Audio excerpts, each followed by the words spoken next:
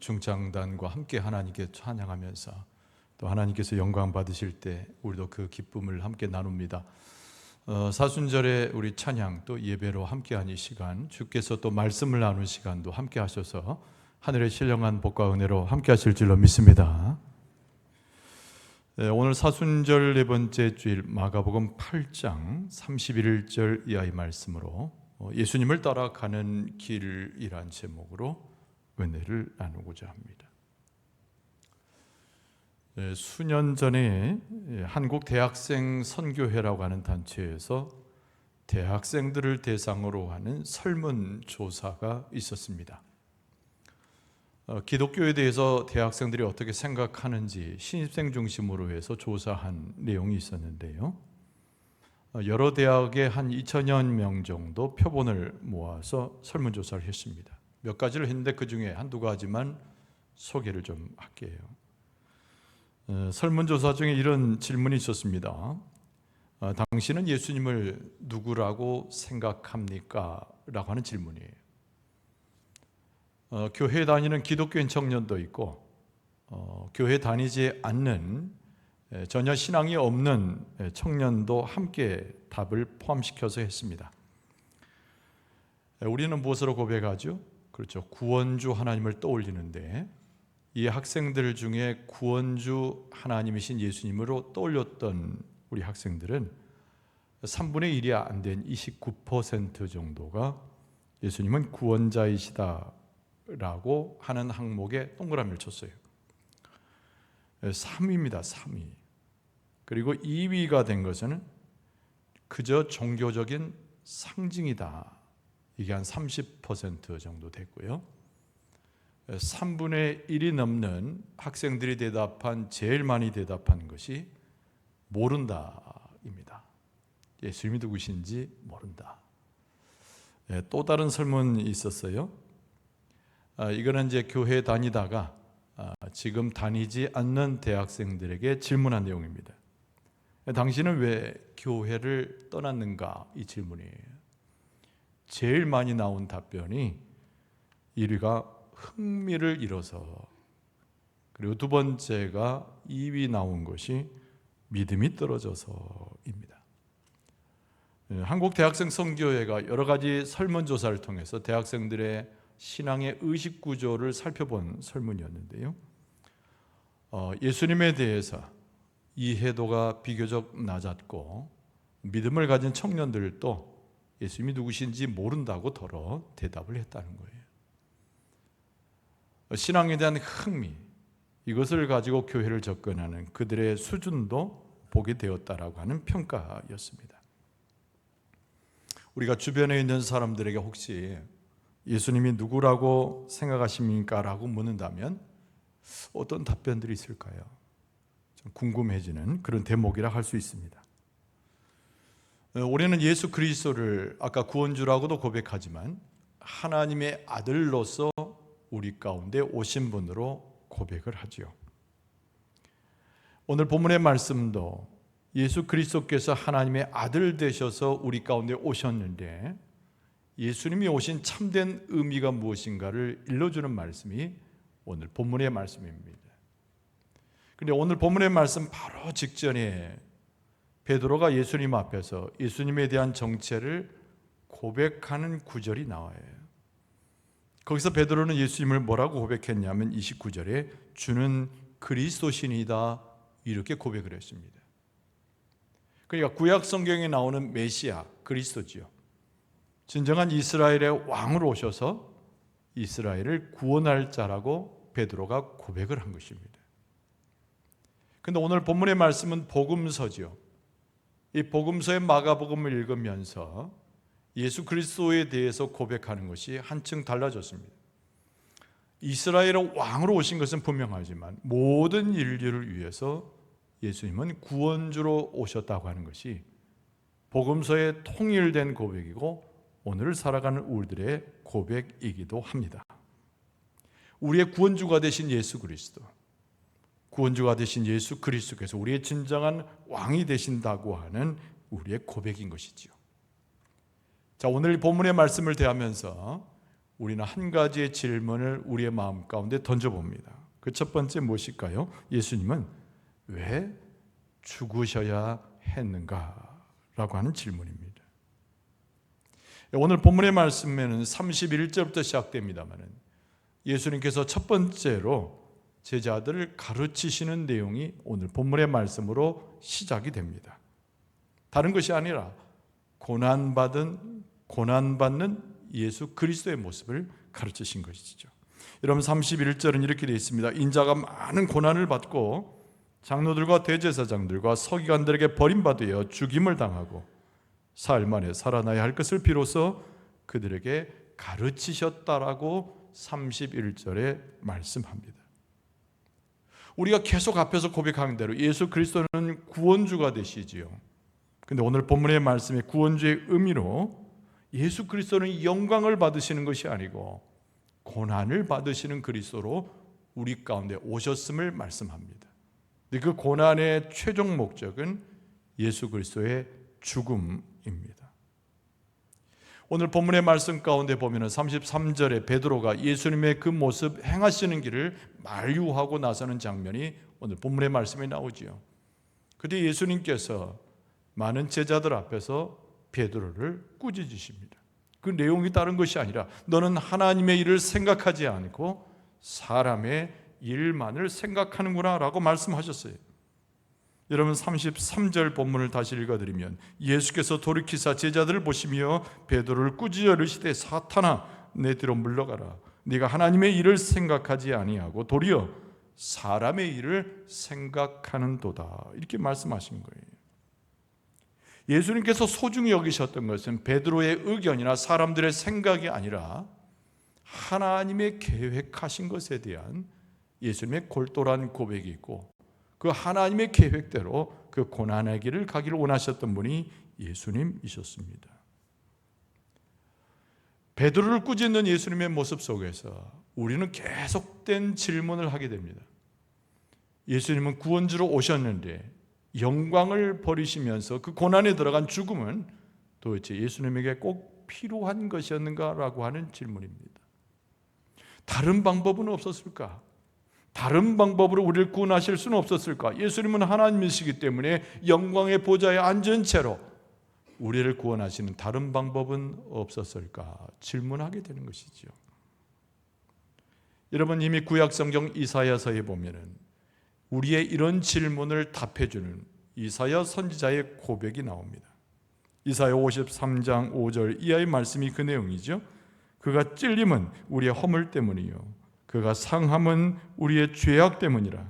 그가 징계를 받음으로 우리는 평화를 누리고 그가 채찍에 맞음으로 우리는 나음을 받았도다.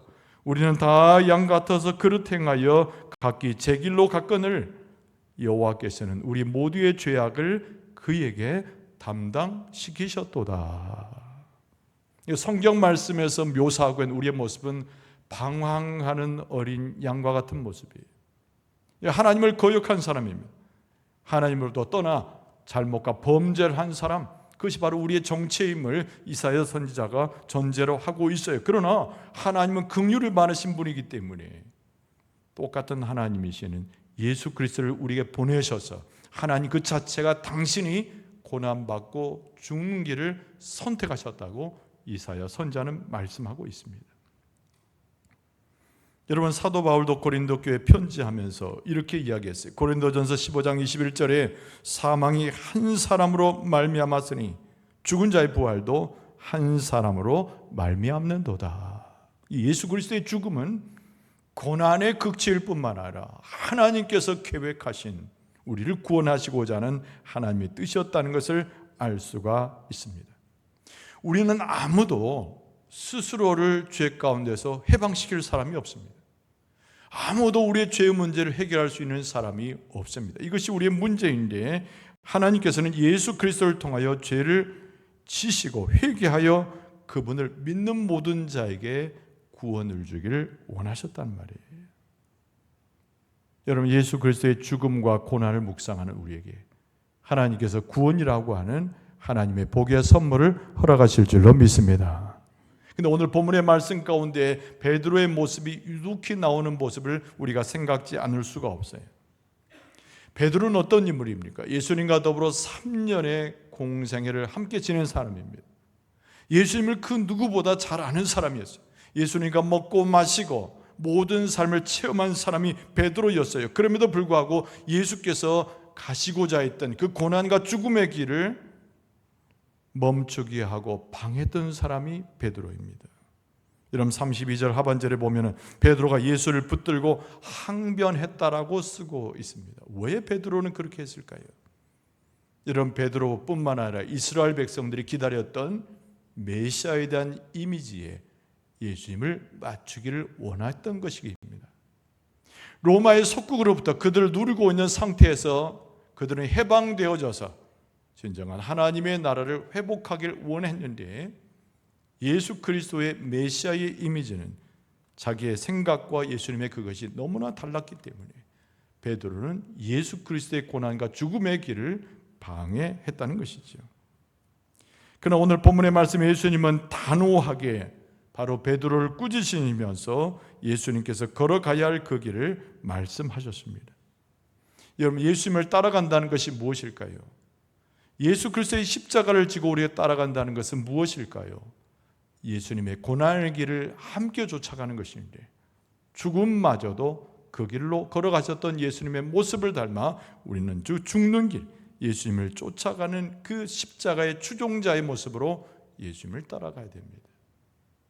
여러분 하나님께서 우리에게 은혜를 주시고 우리의 눈을 뜨게 하시는데 십자가의 길, 죽음의 길로 간 그 예수 그리스도를 뒤따라가는 제자의 삶으로 우리의 삶을 살아가게 될 줄로 믿습니다. 도대체 오늘 본문의 말씀 가운데는 무엇을 가르쳐주고 있는가? 두 번째가 바로 예수님을 따라가는 길에 대한 언급의 말씀이 오늘 본문의 말씀의 내용입니다. 예수님께서 베드로를 꾸짖으셨어요. 주위에 있는 모든 사람을 불러서 예수님을 따르는 것이 실제로 어떤 의미인가를 예수님께서 직접 설명해 주십니다. 여러분 34절 말씀에 무리와 제자들을 불러 이르시되 누구든지 나를 따라오려거든 자기를 부인하고 자기 십자가를 지고 나를 따를 것이니라. 예수님께서 말씀하셨어요. 예수님의 뒤를 따라가는 십자가를 지고 뒤를 따라가는 주의 백성들은 어떤 모습인가? 예수님은 자기를 부인하고 자기 십자가를 지고 예수님을 따르는 것이라고 말씀합니다. 근데 이 말씀이 쉬운 말씀 같지만 굉장히 해석하기 어려운 말씀이 되었어요. 그래서 오늘날 이 본문을 대하면서도 우리는 다른 뜻으로 다른 말로 대체하기에 이르렀습니다. 예수님을 따라가려면 우리가 뭔가의 책임을 가져야 되는데 어떤 무거운 책임감을 가지고 예수님을 따르란 뜻인가? 아니면 나 아니면 해결할 수 없는 어떤 난제와 어떤 고통들과 그 누구에 의해서 핍박당하는 것들을 내가 감당하면서 예수님을 쫓아가라고 하는 말씀인가? 여러분 그러나 이 말씀을 깊이 묵상하면 묵상할수록 우리가 그렇게 대체하고 있는 낱말들은 전혀 어울리지 않다는 것을 알 수가 있습니다. 예수님을 따라간다라고 하는 것은 다른 것이 아니라 저 1세기 2000년 전에 십자가를 지고 가는 사람들의 모습을 보면서 예수님의 십자가를 이해할 수 있기 때문에 그렇습니다. 여러분 예수님 시대에는 예수님 외에도 수많은 사람들이 십자가를 지고 사형의 상형틀 가운데 이슬로 사라지곤 했습니다. 많은 사람들이 길거리에서 목격을 합니다. 십자가를 지고 가는 사람의 모습을 말이죠. 그때 많은 사람들이 그런 생각을 하죠. 저 사람은 십자가를 지고 가는데 죽으러 가는구나 라고 누구든지 판단했다는 겁니다. 예수님께서 십자가를 지시고 골고다 상을 올라가신 것은 다른 것이 아니라 그 고난의 깊이와 전혀 다르게 죽으러 올라가신다는 겁니다.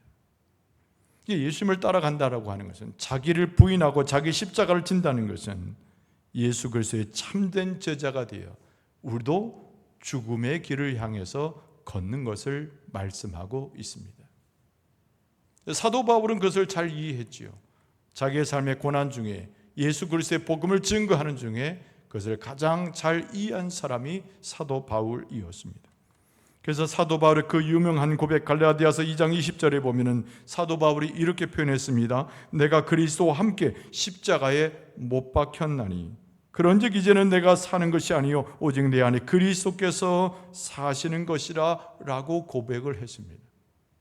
예수 그리스도의 십자가는 예수님의 못 박혀 죽으신 그 죽음을 의미한다는 것이죠. 그래서 나도 죽고 예수님을 쫓아가서 그리스도께서 내 안에 사시기 위해서 내 영과 내 육체가 다 죽는 것을 말씀 가운데 가르치고 있는 것입니다.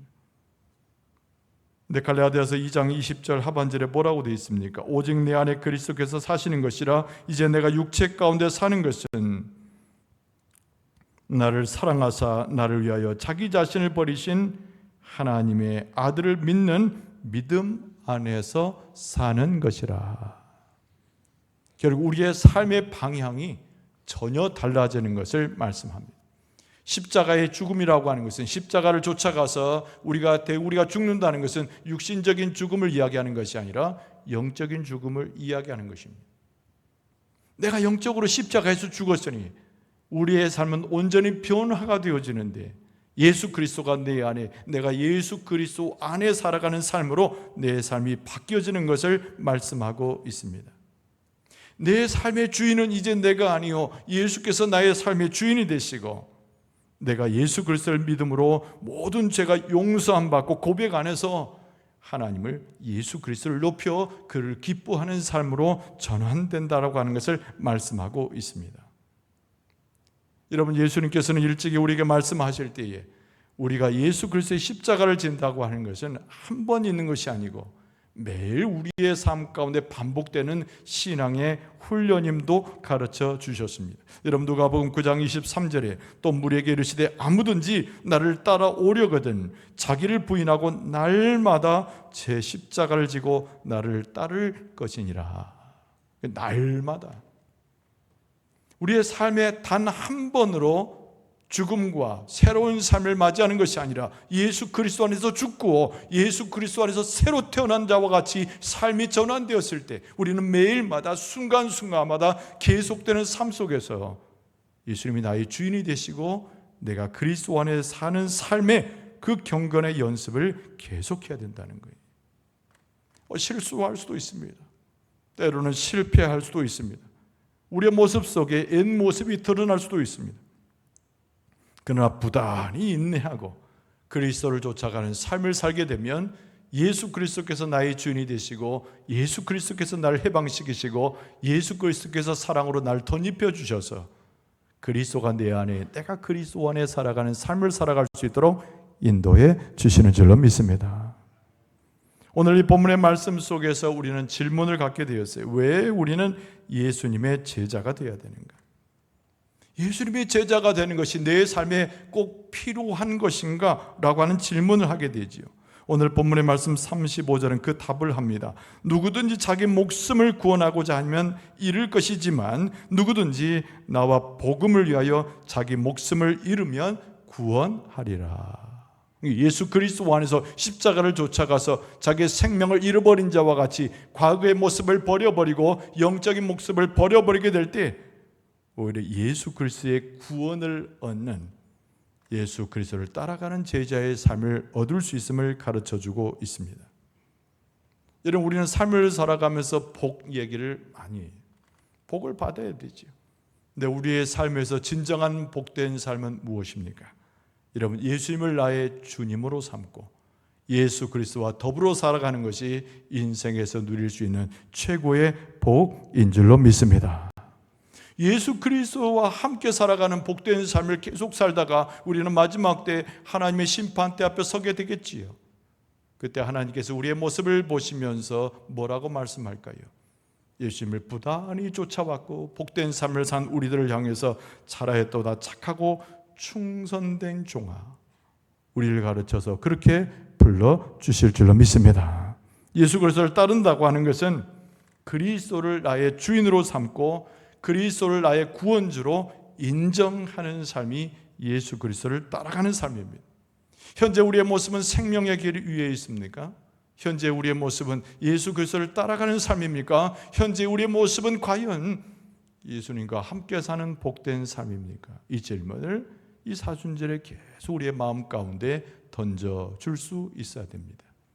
그리스도의 십자가를 지고 우리도 따라가고 그와 함께 죽었으되 다시 생명을 얻고 부활의 몸으로 다시 일어나 그리스도와 더불어 하나님의 영광을 구하는 복된 삶을 살아갈 수 있기를 바랍니다.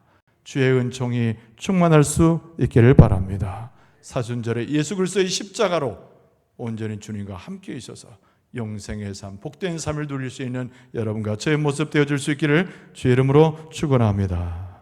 기도하겠습니다. 하나님 아버지 감사합니다. 그리스도를 통하여 생명의 구원과 소망을 갖게